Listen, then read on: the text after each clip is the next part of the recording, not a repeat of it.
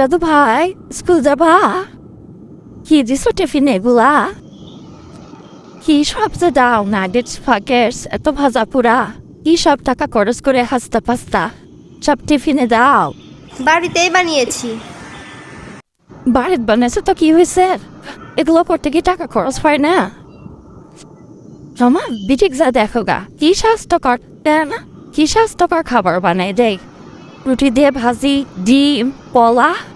তোমরা তো এগুলা পারবে না। আমার বেটিটা কি কষ্ট করে, সকাল সকাল উঠে আমি পিঠা পিঠির জন্য নাস্তা তৈরি করে, কত না কষ্ট করে। তোমরা কি পারবা? তোমরা তো পারবা না এগুলা।